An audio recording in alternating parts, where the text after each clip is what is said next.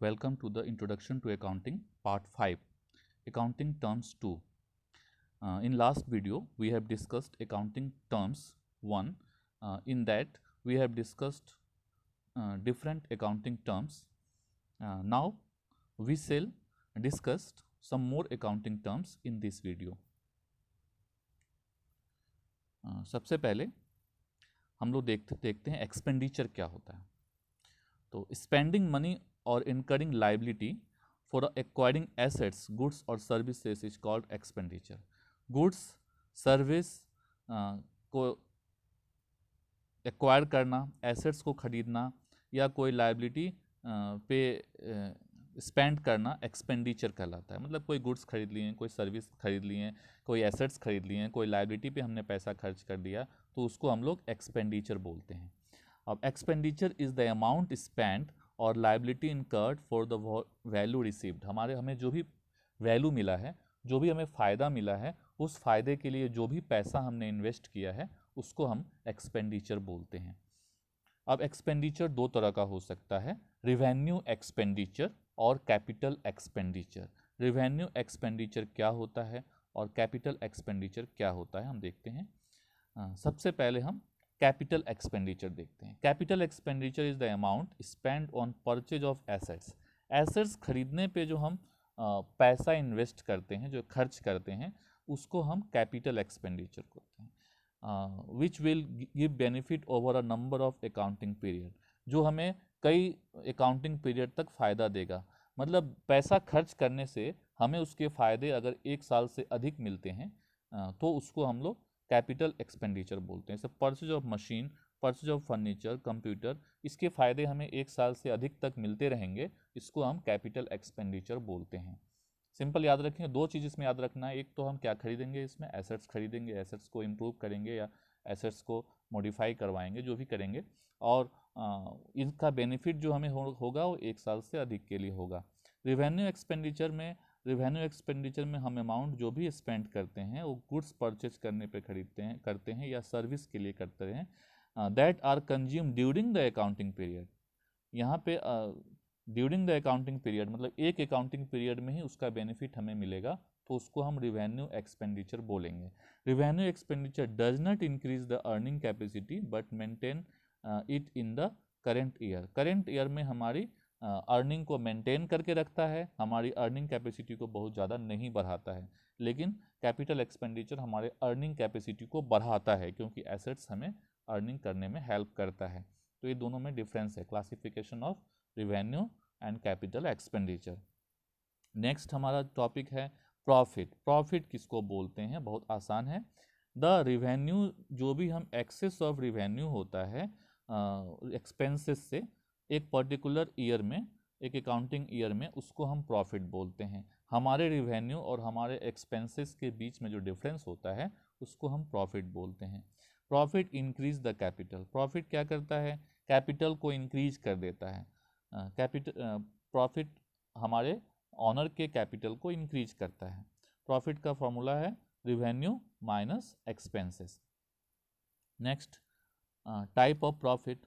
Profit कितने तरह का हो सकता है, तो प्रॉफिट दो तरह का हो सकता है, ग्रॉस प्रॉफिट और नेट प्रॉफिट. ग्रॉस प्रॉफिट का मतलब excess of revenue over cost of goods sold.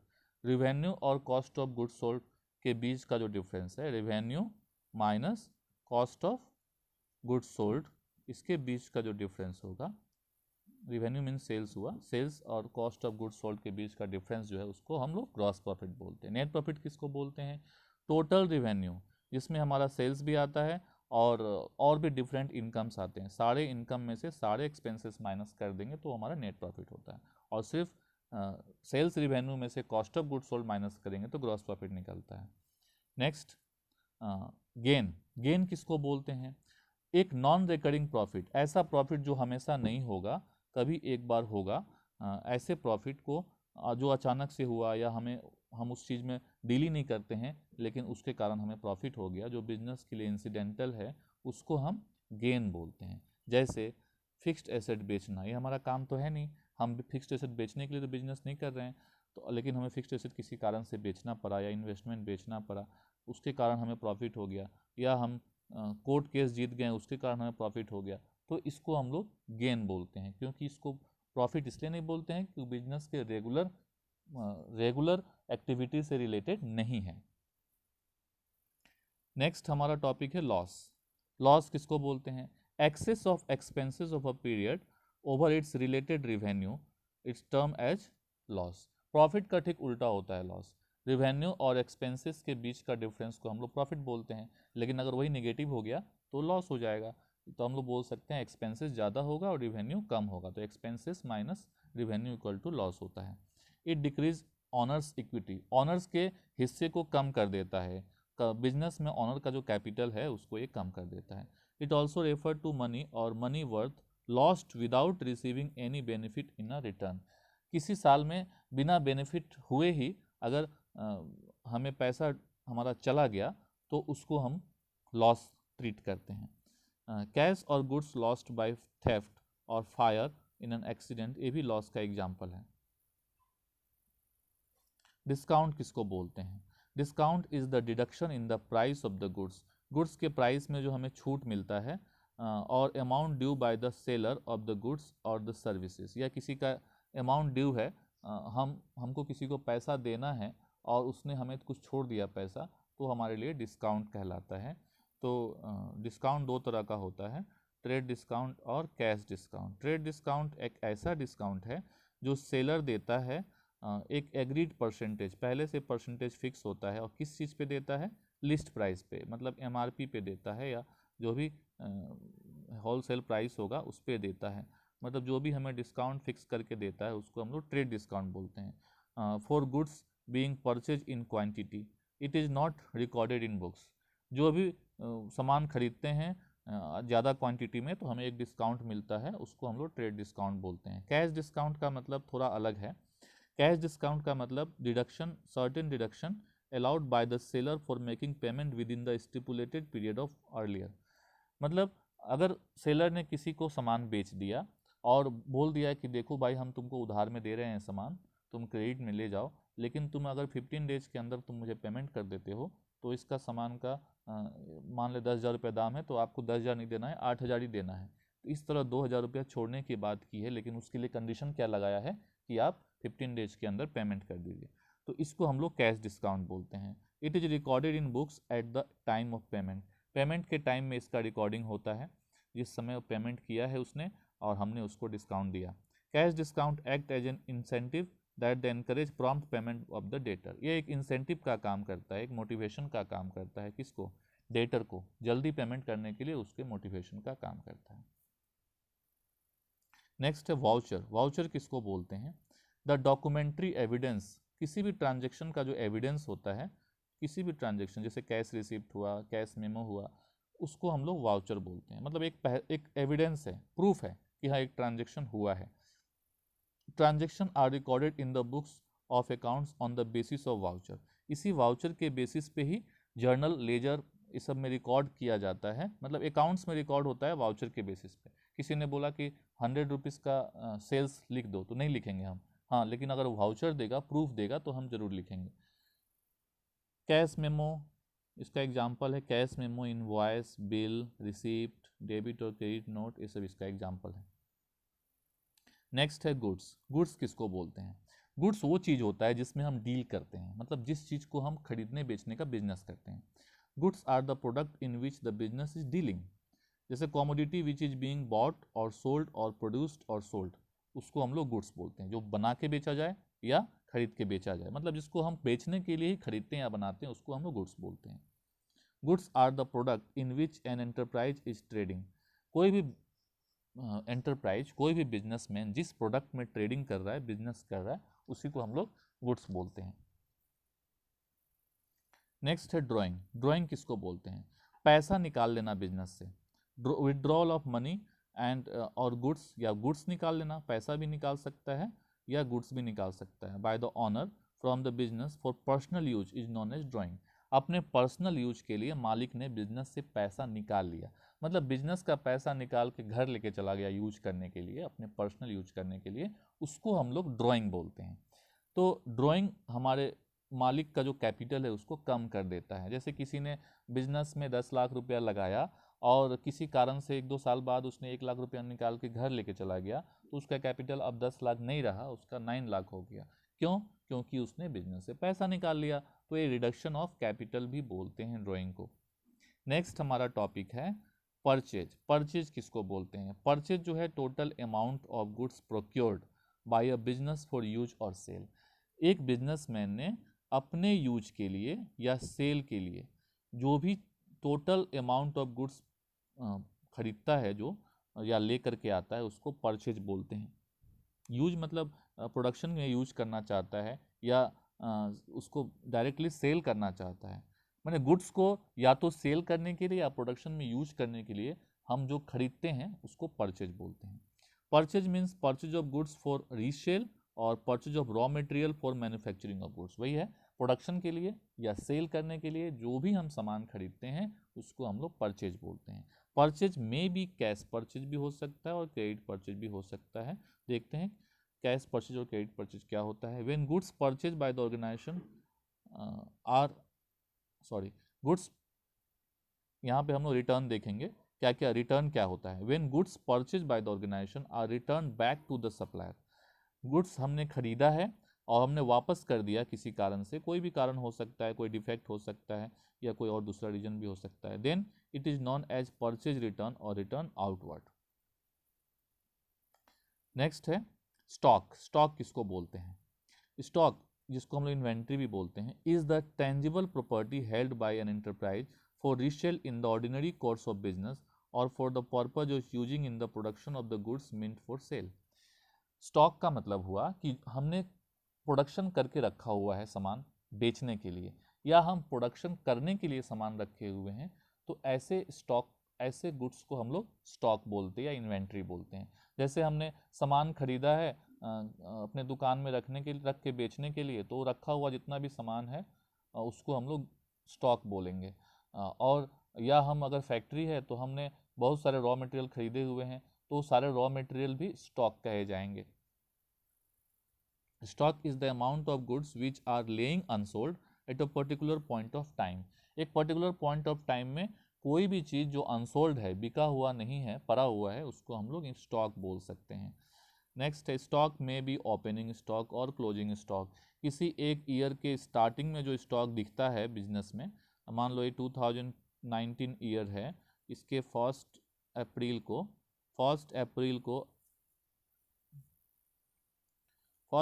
को कुछ स्टॉक बिजनेस में दिख रहा होगा, उसको हम लोग ओपनिंग स्टॉक बोलते हैं।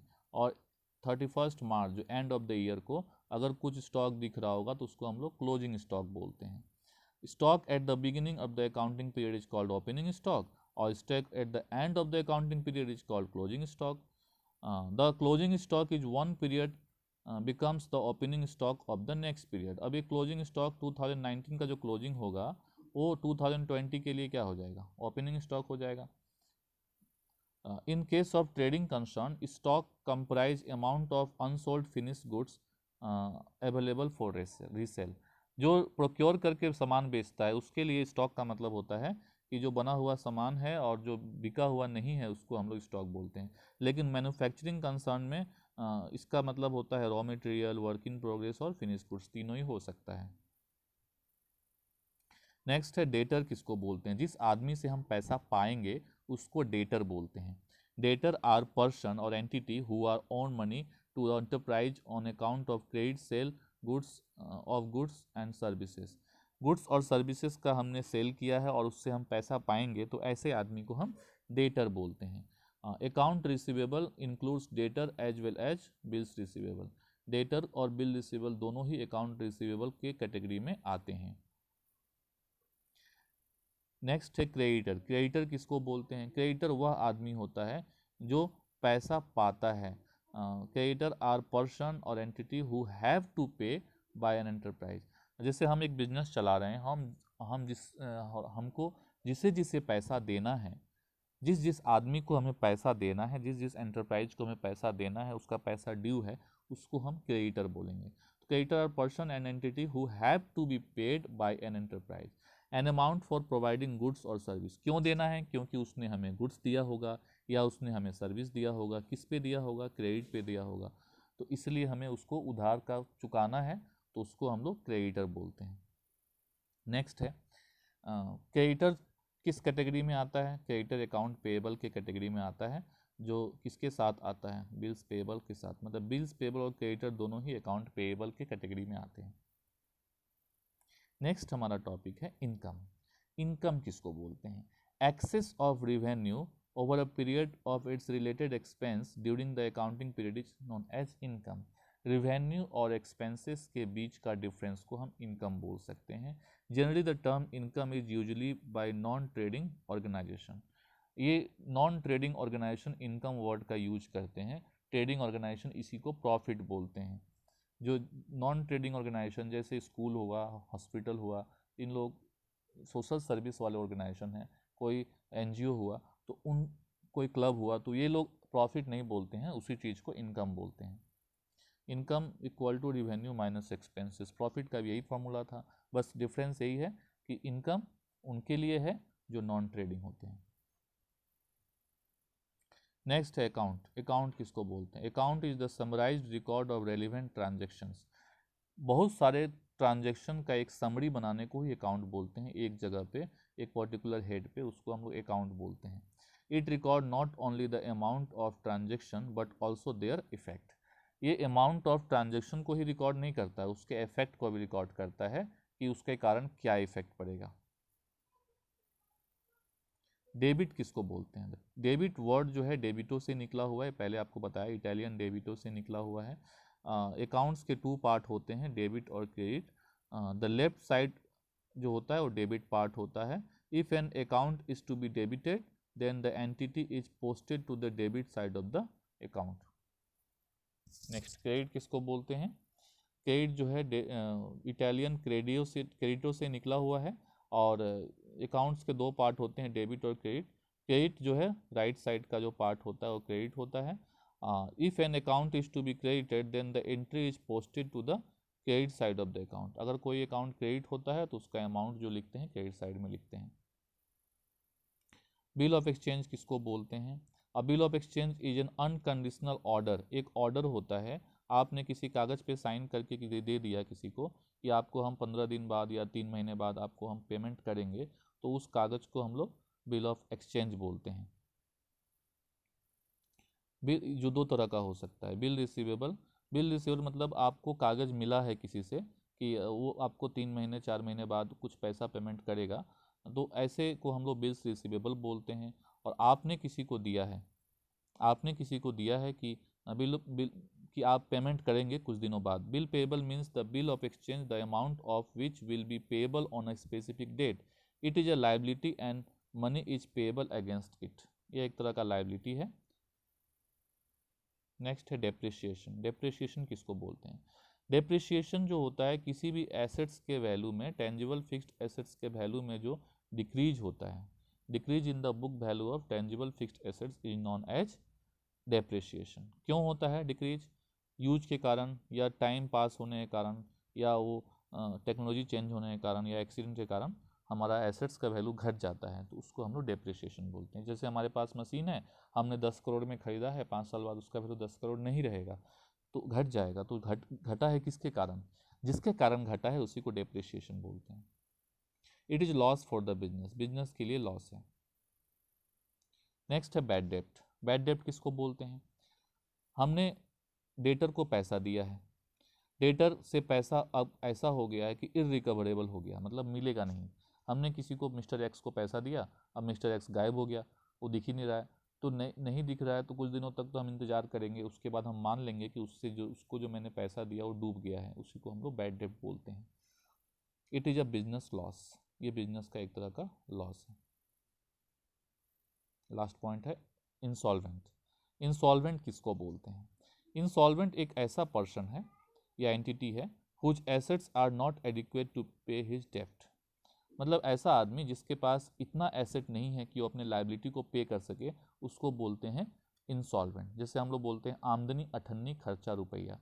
50 पैसे की आमदनी है और खर्च 1 रुपये के करेंगे तो हम इंसॉल्वेंट हो जाएंगे। वही बात है कि जो आदमी का मान लो किसी आदमी ने आपसे पैसा लिया है 10 लाख रुपया और वो दे नहीं रहा है, तो हमने उससे पैसा वसूल करने के लिए उसका एसेट लेने की कोशिश की, लेकिन उसका एसेट्स का वैल्यू सिर्फ 2 लाख ही है।